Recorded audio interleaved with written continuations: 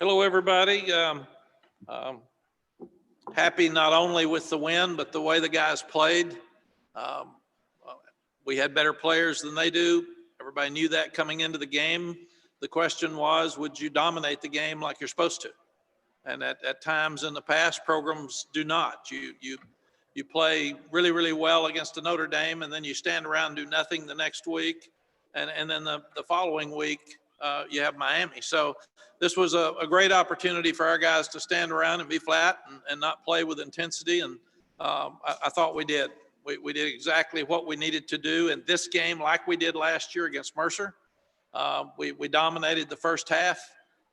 For the first time in my 32 years as a head coach, I didn't start the first offense to start the second half. I've always done that to start the third quarter. And today I just thought we were far enough ahead. They weren't going to score enough points. The game was over, so we needed to see a lot of the other guys. So everybody on the team played. To my knowledge, we tried to get everybody on the field to make sure that this was a special day for not only the seniors, but everybody else that was involved. So after the game in the dressing room, I told the guys that last year you won 7 games. And at this point, you still had to win another game to try to get to a bowl game, because we weren't even bowl eligible till our last game. So now with 2 games left, you've already won 7. So we're making progress. You handled this game the way we expected to and wanted to, and let a lot of young people get opportunities to play. And then at the same time, you've got a huge challenge again with another top 10 team next week at Miami to see if we've made progress against a team with a bunch of NFL guys. So, questions? Great, thanks, Coach. If you have a question, please use the raised hand function. Our first question today will come from Brian Keys.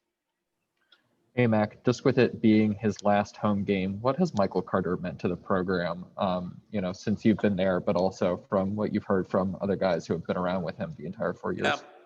Brian Michael is so special off the field.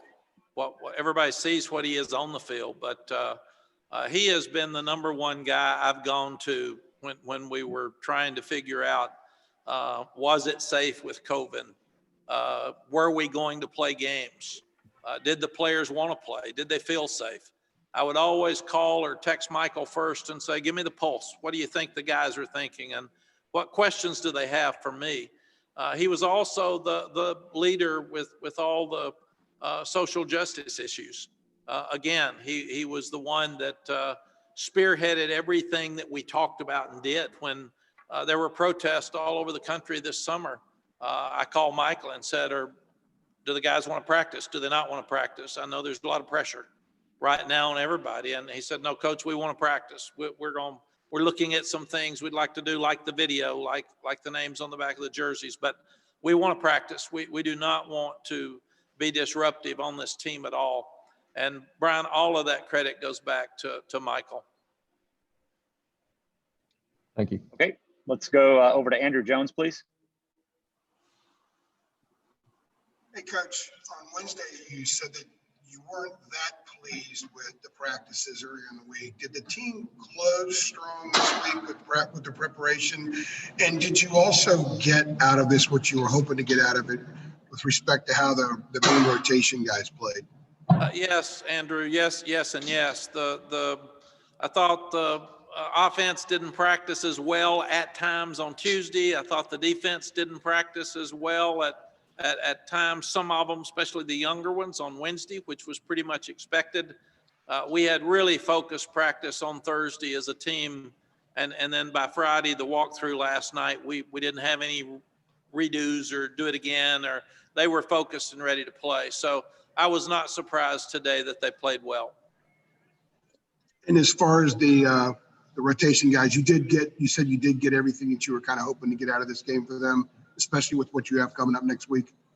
Yes, we played like we want to play in every game in the first half, even calling timeout when we had a huge lead to try to stop them and get down and score with a 1-minute offense, because we hadn't played very well at the last 5 minutes of the half on defense for sure, and we did that and thought that was an important message. We had not played very well after turnovers, and there were a couple of turnovers today, and we played well after that. So our sudden change was better. And then at halftime, we sat down and again, it was unusual for me, and I had to go against my beliefs and say, okay, let's take guys out that can't possibly afford to have hurt for next week, get them rested, and let's play a lot of the other guys. Thank you. Appreciate that. Thank you. Okay. Our next question comes from Greg Barnes. Hey, Matt, kind of building off of that. Once you decided to take the first team guys out, what's the strategy with the offense, with the other guys in the second half? I mean, was it more vanilla, kind of the base offensive stuff, or were you trying to do some interesting things for him? No, Greg, Phil was told, and he did this. He wanted to run the offense and run it completely. And then the more guys you put in, the less knowledge they have of the entire offense when you get into the third team offensive line. So it limits it some then, but especially when Jacoby went in, we ran the normal offense that we would have run with Sam. And with Michael Carter and Daz Newsome having big first halves, was that by design, or is that just kind of how things played out on senior day? No, it's how things played out on senior day. Thank you.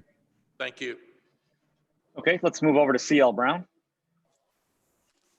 Hi, Mac. How much of the playing time for backups was you guys evaluating them and, possibly going to earn them time next week? And how much of it was just a reward for the time that they put in, the effort they put in practice and everything like that? CL, both. There's some guys that aren't going to get to play very much that played today because they just don't have the ability to, or the size, or they're not going to be in our mix ever. And that was a reward for them working hard every day on the scout teams to give us pictures with the team that we play. Other guys, we're constantly evaluate them and told them. I told two young defensive linemen early when they were running the ball, hey, you don't play good today, you're not playing against Miami. So don't come out here and stand around, man. You better compete. And then they started competing much better. So we want them to play at 100% of their ability on every snap, regardless of who they are. All right. Thanks, Coach. Thank you. Okay, let's go to Luke Buxton. Hey, Coach. First off, congratulations to daughter Catherine on her Jeopardy win last night. I think my mom was more excited about that win than any of me or my two sisters' achievements. Thanks, Luke. Sally was probably more excited about that than she would be our win today, too. Second, I know you came back and you always talk about coming back for the kids and for being a mentor and a role model and for them. So now in your second year, getting to know guys like Tamon or Daz or Michael, to name a few. What does this senior day mean for you and kind of your connection with the kids now, getting to know some of these players for more than just 1 year? Yeah, Luke, senior days have always been so emotional for me, and I'm an emotional person anyway, but I sit there and think this is the last day they'll ever play in this stadium. And I did that, and it's very, very emotional that they've spent their life's dream was to play here and come here, and then all the games that they have that they go back through the memories, and now they don't get to play ever again. So that was tough. Then we're in COVID, and I thought our administration did an outstanding job of making senior day special when parents can't even be on the field because the NCAA won't let them participate. And then we thought about bringing the parents down and having them on the front row. Well, you got all the students there and you can't have them together with COVID. So the idea of getting a video message from the parents to each one of them was really, really special. But I'm standing there crying like a baby thinking about it. Talk about Catherine. I love my daughters. I love my sons.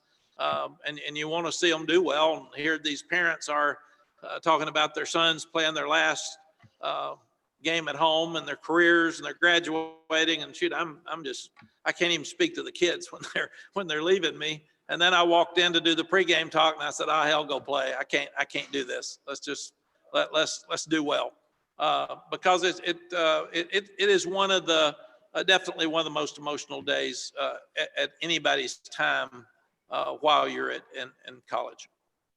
Thanks, Mike. Thank you. All right, over to Ross Martin, please.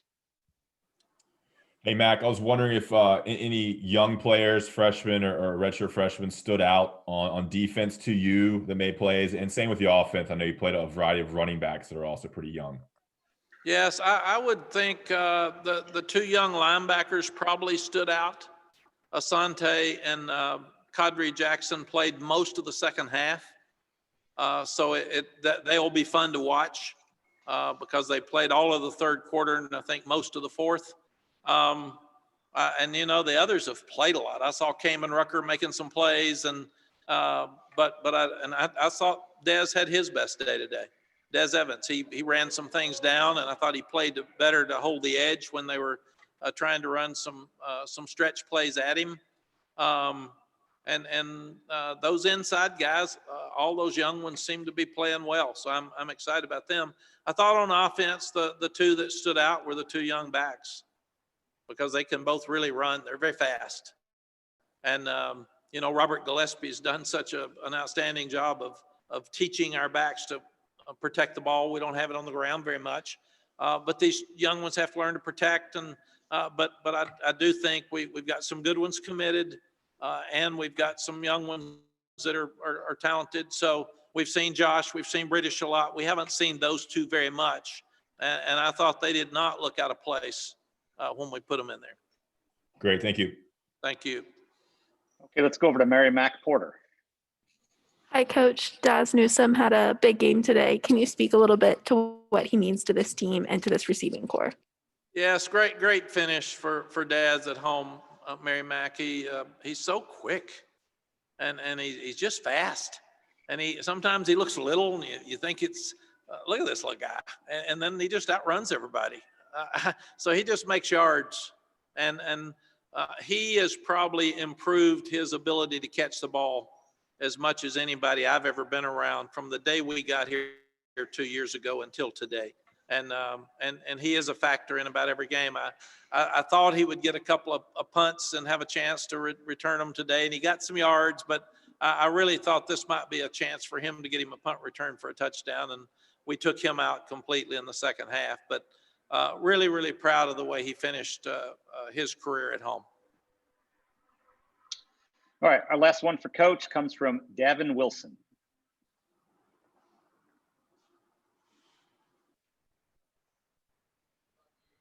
Okay. Davin. Okay. Sorry about that. Coach, one thing today, obviously Michael Carter, Williams, they're both two big pieces of your backfield. Moving forward next week against Miami and then into the, the bowl season, how creative will you have to get to, keep other defenses all on their toes with those two?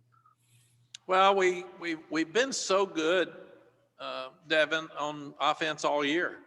And then last year we just last week we just went completely flat the second half because Notre Dame just lined up and got after us. And I think that got everybody's attention. So we weren't going to have that happen today because Western's players weren't good enough.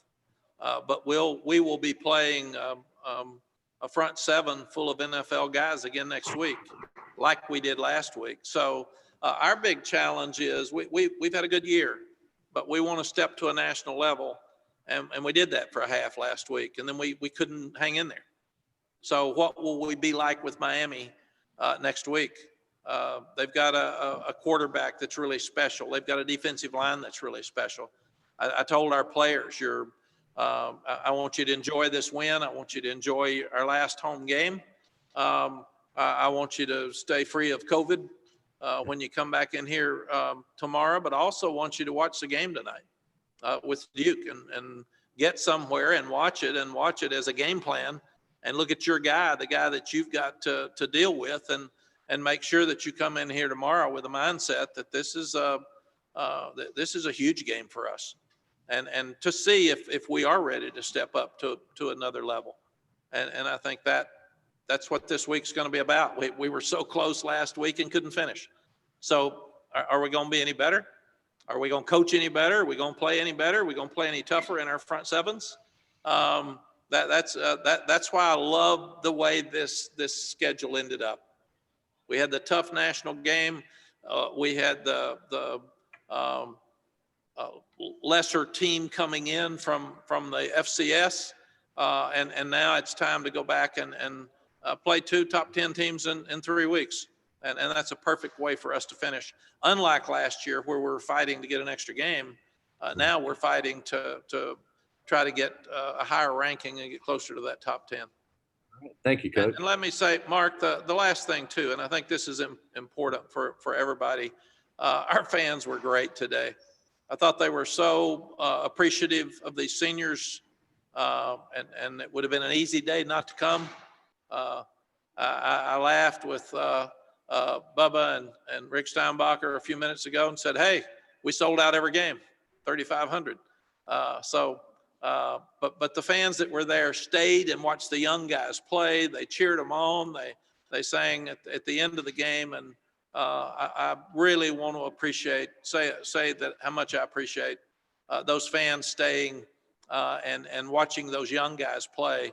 A lot of them will never get in another game, even some of the young ones, unless we have another game like this. But also it's a show of appreciation for what this team's done over the last 2 years. And the last thing, Ross asked early in the week about how would we play the young ones. You don't really know. I mean, they started, it was really interesting. Their game plan was obviously to snap the ball with 3 seconds left, run the ball, slow the game down, limit the possessions that we had. If it's a 21-7 or 10 game at halftime, then you can't play them.